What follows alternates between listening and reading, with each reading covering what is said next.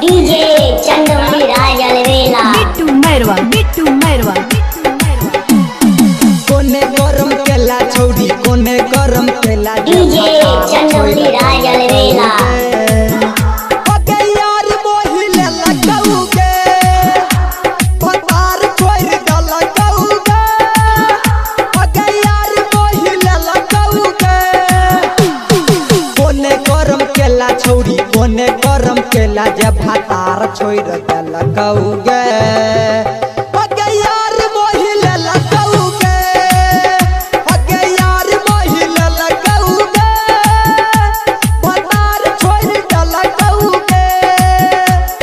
यार मोहिले लगौगे भातार छोड़ दल कौगे ओके यार मोहिले लगौगे बिट्टू मैरवा डीजे बिट्टू मलंगिया डीजे चंदौली राज अलवेला आप सुन रहे हैं आतिशलाल यादव को आप सुन रहे हैं आतिशलाल यादव को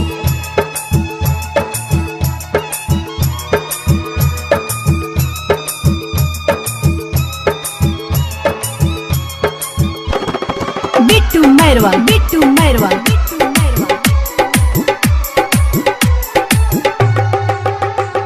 करै छे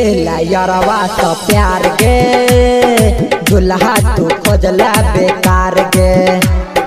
माटी में मिललो जवानी बुझल कौ जे तोहर भातार गे कोने करम केला छौरी कोने करम केला जे भातार छोड़ डाल कौगे ओके यार मोहिले लगौगे कोने करम केला छौरी कोने करम केला जे भातार छोड़ डाल कौगे ओके यार मोहिले लगौगे ओके यार मोहिले लगौगे ओके यार मोहिले लगौगे बिट्टू मैरवा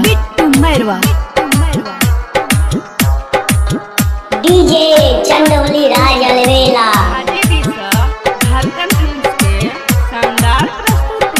डीजे बिट्टू मलंगिया डीजे चंदौली राज अलवेला 837 38 0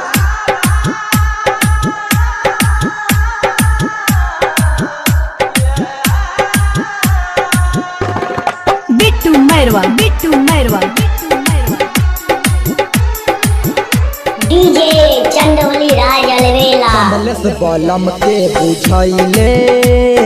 गायक आतिश के खियैले रंजन रंगीला कहै छ एहन तू काम डीजे चंदौली राज अलवेला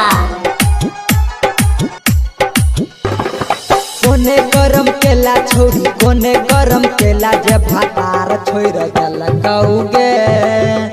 ओके यार मोहिले लगौगे डीजे चंदौली राज अलवेला गरम केला जे भातार छोड़ दल कौगे ओके यार मोहिले लगौगे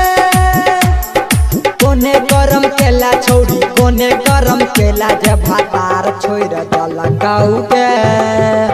ओके यार मोहिले लगौगे कोने गरम केला छौरी कोने गरम केला जे भातार डीजे चंदौली राज